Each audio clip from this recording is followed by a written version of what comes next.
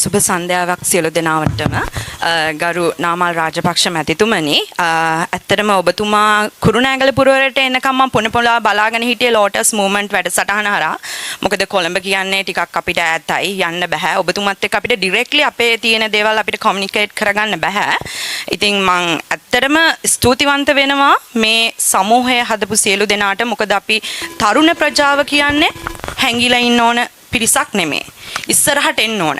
මොකද කාන්තාවක් විදිහට අද මට මෙතන හිටගෙන ඉන්න මේ කොන්ෆිඩන්ස් එක දුන්නේ ඔබතුමාගේ තාත්තා. මොකද ඔබතුමාගේ තාත්තට ඒ තියෙන කෙලෙහි ගුණය අපි කලින්ම කිව්වොත් කෙලෙහි ගුණය. ඒ කියන්නේ ඒක අපේ හිතේ තියෙනවා. මොකද මම තරුණියක් විදිහට මම යුද්ධය දැක්ක සුනාමි දැක්ක ඒ හැම ව්‍යසනයක් එක්කම අද මම මෙතන ඉන්නේ ගොඩක් ආත්මාභිමානයෙන් මොකද ඔබගේ පියා දීපු ගුරුහරුකම් එක්ක මේ රටට කරපු සේවයත් එක්ක තමයි අපි නිදහසේ ඉන්නේ. අංක 1 අපි එතෙන්ට ග්‍රැටිටියුඩ් කරන්න ඕනේ. නැත්නම් අපේ ජීවිතවලට මොනවා වෙයිද දන්නේ නැහැ. එතකොට මම නියෝජනය කරන්නේ කාන්තාවන්. එතකොට මෙතනම පේනවා බහුතර නියෝජනයේ පිරිමින් ඉන්නේ. ඒ කාන්තාවන් සුළුතර නියෝජනයක් වෙන්නේ. මගේ ප්‍රශ්න දෙකක් තියෙනවා. මොකද ඔබතුමා ගොඩක් ප්‍රශ්න වලට පිළිතුරු දුන්නා. මටත් කතා කරන්න ඕන වෙලා තිබුණා මේ এডুকেෂනල් රිෆෝම්ස් කියන එක. ඒකට ඔබතුමා ගොඩක් උත්තර දුන්නා. මම නියෝජනය කරන්නේ මම සිවිල් ඉංජිනේරුවරියක් සහ දැනට higher vocational education sector එකේ ලෙක්චර් කෙනෙක් විදිහට ඒ කියන්නේ සිවිල් ඉංජිනේරින් සෙක්ටර් එකේ දැනට ලෙක්චර් කරන ගමන් ඉන්නේ. එතකොට මම ඔබතුමා කිව්වා A level මේ අනිවාර්ය නැහැ කියලා. ඔව්. මොකද දැන් O level ඉවරුනාට පස්සේ ගොඩාක් දරුවෝ වෘත්තීය පුහුණු වලට යොමු වෙනවා. මොකද අපිට අඩුවෙන් ඒ දේවල් අපිට කරගෙන යන්න පුළුවන්. ඒ මට ඔබතුමාගෙන් ගොඩාක් අදහස් හම්බුණා ඒ සම්බන්ධව. පළවෙනි ප්‍රශ්නේ තමයි ඔබතුමාගේ පක්ෂය ඇතුලේ කාන්තාවන්ගේ නියෝජනය වැඩි කිරීමට සහ ඔවුන් තවදුරටත් අපි කියන්නේ තරුණියෝ මම වගේම තරුණියෝ මමත් අර ස්ටේජ් එක පිටිපස්සේ හිටපු කෙනෙක්. ඔබතුමාගේ සෝෂල් මීඩියා වලට මමත් ගොඩක් කියන්නේ හරහා සෝෂල් මීඩියා හරහා ඔබතුමාගේ පක්ෂය සහ ඔබතුමාට අදටත් මම ගොඩක් සපෝට් කරන කෙනෙක්. ඒක මම නිහඬව කරන්නේ. මං අද තමයි ෆස්ට් ටයිම් මං ඇපිය වුණේ. ඉතින් පක්ෂය හරහා ඔබතුමාගේ තියෙන වැඩපිළිවෙල මොකද්ද කාන්තාවන් සඳහා සහ වෘත්තීය වේදිනියක් විදිහට සහ අපි කියන්නේ පවුල බැලන්ස් කරගෙන යන ගෘහණියෝ ඉන්නවා. වෘත්තීය කරන ගමන් තමන්ගේ දරුවෝ සහ පවුල බැලන්ස් කරගෙන යන අය ඉන්නවා.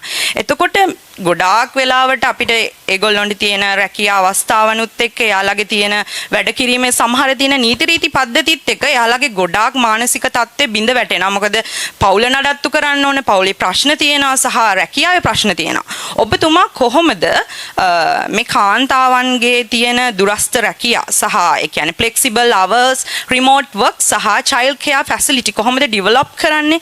ඒ කියන අදහස මම ඔබතුමාගෙන් විමසන්න කැමතියි. බොහොම ස්තුතියි මට මේ අවස්ථාව ලබා දුන්නට. නෑ විශේෂයෙන්ම අපේ පක්ෂය ඇතුලේ අද වෙනදාට වඩා සහ වෙන දේශපාලන පක්ෂයක සාපේක්ෂව අපේ කාන්තා නියෝජනය වැඩි.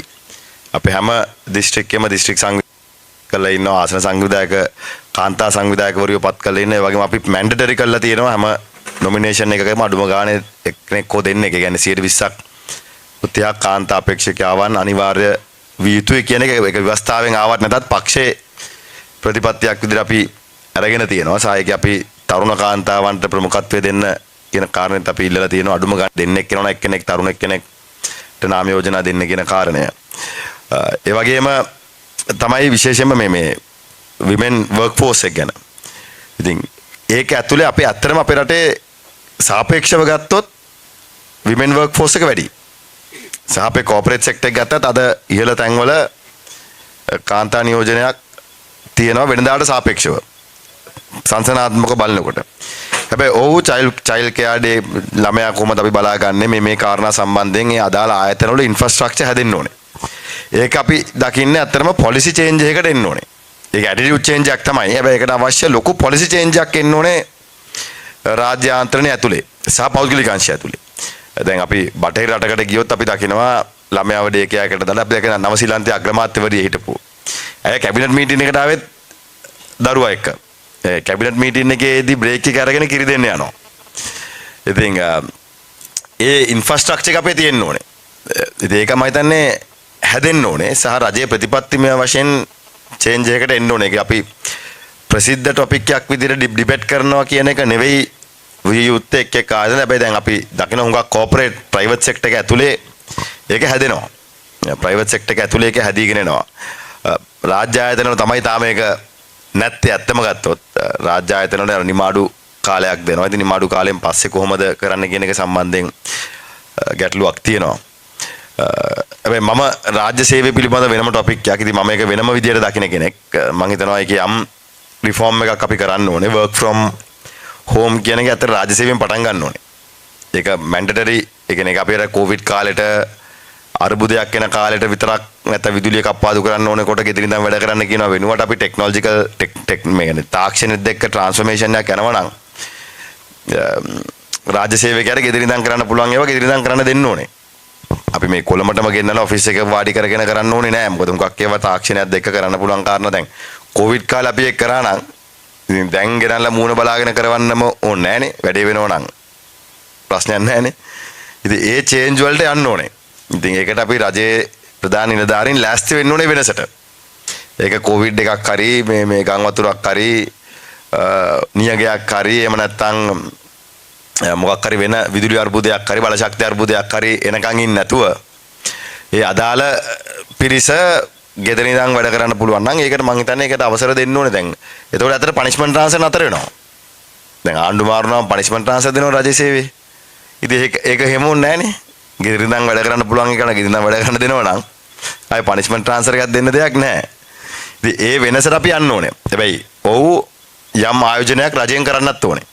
දැන් අපි හුඟක් වෙලාවට ওই සෙක්ටර් එකට ආයෝජනය කරන හුඟක් රජයවල් මැලි වෙන එක හේතුවක් හුඟක් ආණ්ඩු හිතනවා NGO එකකින් මේක කරනවා. මේක ප්‍රැක්ටිකලි වෙන දෙයක්. මේක මේ දේශපාලන වේදිකාවේ කියන කතාවක් නෙවෙයි. මේ ප්‍රැක්ටිකලි වෙන දේ හුඟක් ආණ්ඩු හිතනවා මේක NGO එකකින් කරයි. එහෙ නැත්නම් මේක අපි UN එකට දීලා කරගමු. මේක අපි පෞද්ගලිකාංශ සමාගමකට දීලා කරගමු. මේක මේ සුබ සාධනෙ විදිහට දකින්නේ. ඉතින් ඒ මනසෙන් අපි වෙනස් වෙන්න ඕනේ. ඉතින් මාතෘ නිවාස අපි ගමේ හදනවා නම් ඒ මාතෘ නිවාස ටික දැන් ඇත්තටම මාතෘ නිවාස වලට අවුරුදු ගාණකින් ආයෝජනයක් ඇවිල්ලා නැහැ. ගම ඇතුළෙත්. හැබැයි ඒ සිස්ටම් එකකින්ද තමයි අපේ ප්‍රයිමරි හෙල්ත් එකේ දරුවන්ගේ සෞඛ්‍ය රැකිලා තියෙන්නේ. ඒ වගේම රාජ්‍ය ආයතන සහ පෞද්ගලික අංශ වලටත් ඒ ආයෝජනය කරන්න අවශ්‍ය ප්‍රෙෂර් එක සහ පොලිසි චේන්ජ් එක ආණ්ඩුව කරන්න ඕනේ. කළා ඒ අවශ්‍ය පහසුකම් ටික ඒ දරුවෝ වෙනුවෙන් දුන්නොත් මම හිතන්නේ වර්ක් ෆෝස් එකේ තියෙන ක්වොලිටි එක වැඩි වෙයි. සහ කාන්තාව තමයි අත්‍තරම අපේ ආර්ථිකයේ ප්‍රධාන දායකත්වයක අර ඉස්සර නම් ඒක කිව්වා එහෙම වෙන්න ඕනේ කියලා. හැබැයි අත්‍තරම දැන් ගත්තොත් හුඟක් තැන්වල ඉස්සරහින්ම ඉන්නේ ඒ විමෙන් වර්ක් ෆෝස් එක. අපි දකිනවා කොළඹ රටේ දැන් ඊළඟ පරම්පරාවේ ව්‍යාපාර බොහොමයක් මෙහෙවන්නේ කාන්තාවෝ. කියන්නේ දුවලා ඉන්න පවුල් වල දුවලා තමයි බිස්නස් එක මොකක් තැන්වල ඉස්සරහට අරගෙන යන්නේ. ඉතින් එහෙම හැකියාවක් තියෙන නිසා වමනාව උනන්දුව දෙන පිරිසක් ඉන්නවා. ඉතින් ඒක රජයේ අර ඒක ඉන්ෆ්‍රාස්ට්‍රක්චර් එකට අවශ්‍ය කැලල මම හිතන්නේ පොලිසි චේන්ජ් එකක් එක්ක එන්න ඕනේ. සහ මම හිතනවා ඒක විය යුතු දෙයක්. ඒක අද ලෝකයේ සාමාන්‍යකරණය වෙච්ච දෙයක්. ඉතින් ඒක අපි තාම පස්සේ කියන හොඳම උදාහරණය ජපානය වගේ රටවල්. ඇත්තටම ජපානයේ අවුරුදු 90ක 100ක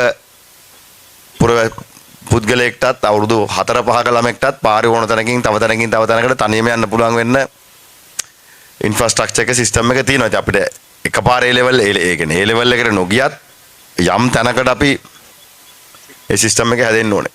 සහ මේ කාන්තාව මම හිතනවා විශේෂම ගෑල් ළමයි දේශපාලනට එන්න ඕනේ. ඒ දේශපාලනට එන්න ඕනේ. අර සමාජ මාධ්‍ය ගැන කතා කරන් ඉස්සෙල්ලත් ඉතින් ඇත්තටම ලොකුම බැරි එක තමයි සෝෂල් මීඩියා.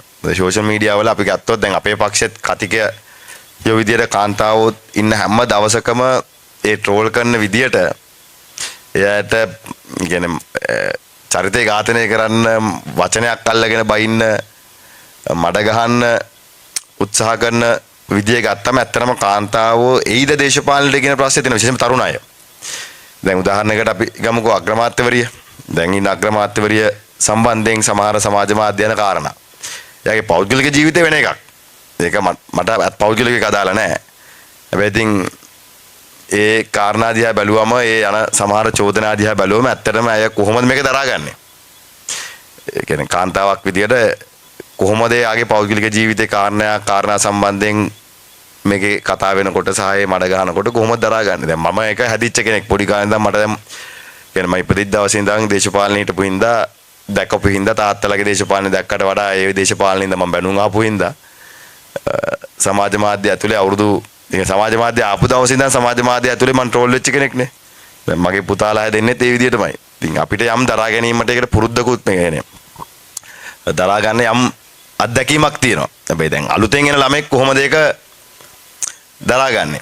ඉතින් හොඳම උදාහරණය වර්තමාන අග්‍රාමාත්‍යවරියගේ ඒ කාරණා සම්බන්ධයෙන් ඇයම රොකට් එක තිචිගේ රොකට් එක ගැන උත්තරේ දුන්නම එයාගේම පක්ෂය එයාට කියපුවා. දැන් පිටෙක් කෙනෙක් බයිනකොට හරි මේ දේශපාලනික වශයෙන් බයින එකක් කියලා හිත හදා ගන්න පුළුවන්. හැබැයි තමන්ගේම පක්ෂ කෙනෙක් මීම්ස් හදලා නැත්තම් ඇතුලේ විවේචනයක් සමාජ මාධ්‍ය ඇතුලේ යනකොට කොහොමද ඒක දරාගන්නේ? ඉතින් මතනේ ඔය කාරණා වල වෙනසක් ආවොත් කාන්තා නියෝජනයේ තව හුඟක් වැඩි වෙනවා.